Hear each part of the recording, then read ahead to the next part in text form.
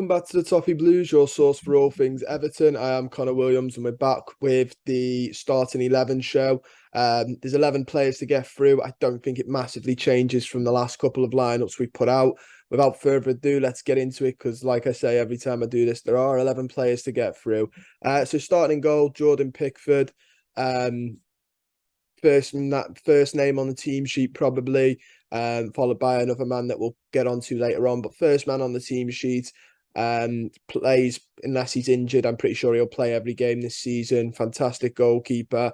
Was my man of the match against Fulham, so he stays in this starting lineup. For the record, I think we're going to go with the 4-3-3 we normally play, which then molds into a 4-2-3-1 with Iwobi pushing up, which I'll get into a little bit later. That's spoilers alert there. But yeah, then moving on, we've got the left back. I think Mykolenko again. I think he had a solid game against Fulham.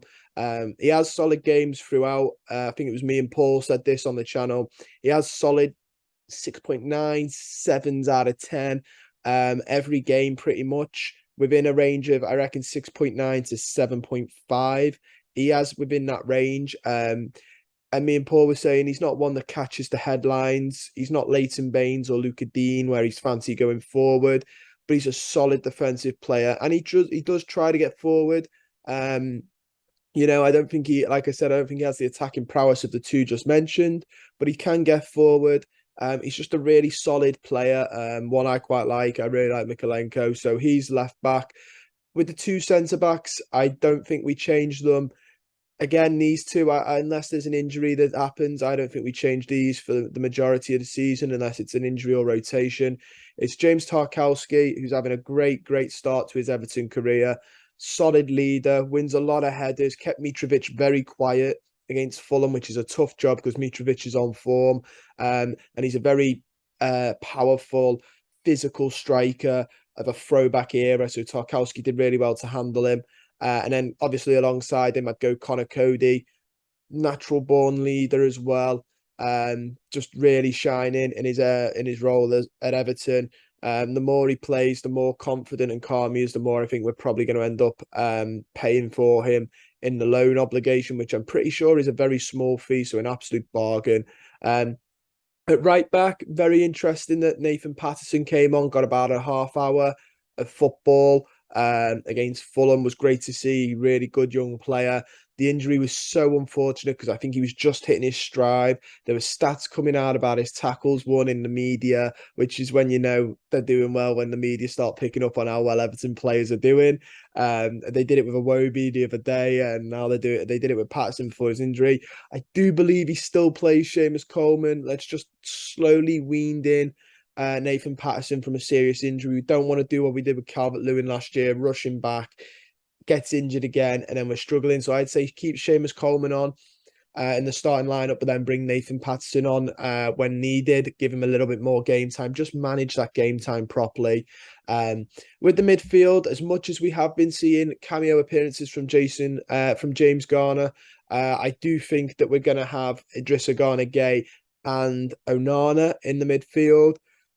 Gueye, we know what we get with him. His defensiveness, his defensive ability helps out the back four. We're a lot more sturdier with him inside.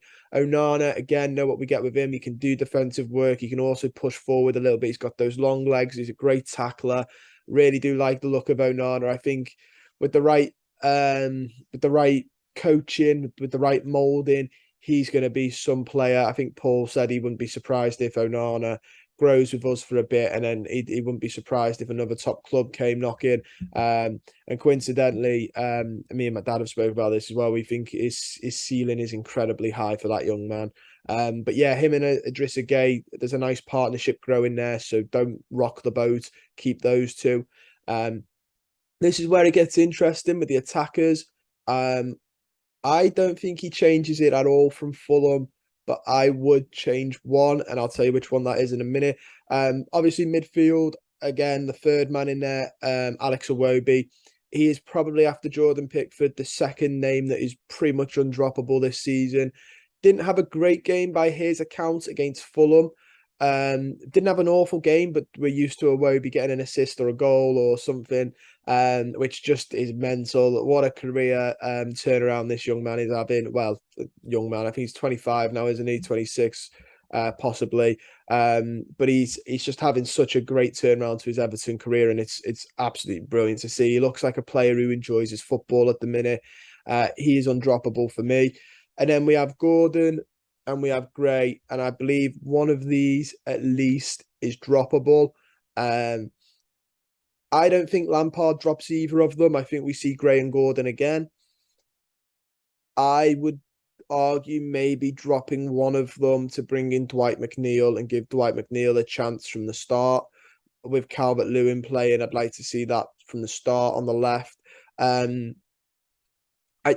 Out the two, I'd probably drop Gray and play McNeil. I think Lampard will play both McNeil, both Gray and Gordon, but I'd just like to see Dwight McNeil on that left-hand side as well, not as an inside forward on the right. Keep him on the left, use him as the traditional winger, cross those balls in, try and get him on the top of Calvert-Lewin's head. I think that's the best way to go. I'd like to see that sort of combination. And then up top, after me saying all that about starting McNeil, I'm obviously going to pick Calvert-Lewin, who again didn't have the greatest of games against Fulham, but again he's our best striker by a mile. And I'd argue the toss of that Moipai doesn't come close to him on a fully fit on his game. Calvert-Lewin is our best striker by acres.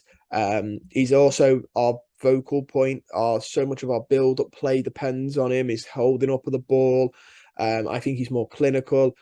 Got stick for it a couple of weeks ago for saying it on the channel, but I think since then it's been proven. I mean the stats prove it, but I think it proves it. He is a more clinical striker than Moipai. Moipai's off the ball is a lot better in terms of his movement to create space, running behind the defenders.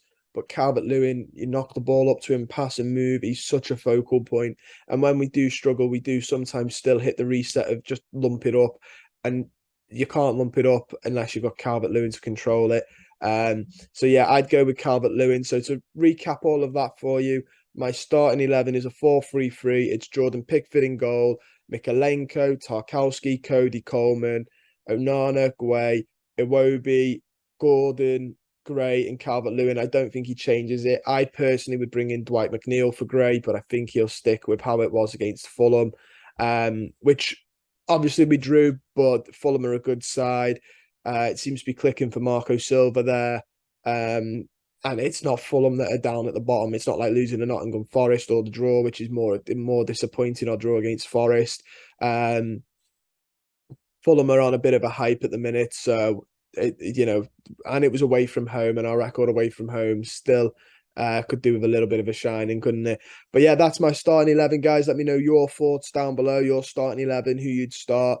Do you think Dwight McNeil should get a fair chance as a starter? Let me know. Don't forget to like the video, subscribe to the channel if you're not already, and check out the link in the description. We've got the Toffee Blues merch. We've got Christmas jumpers because Halloween has officially been and gone, which means that we're all now on the Christmas train.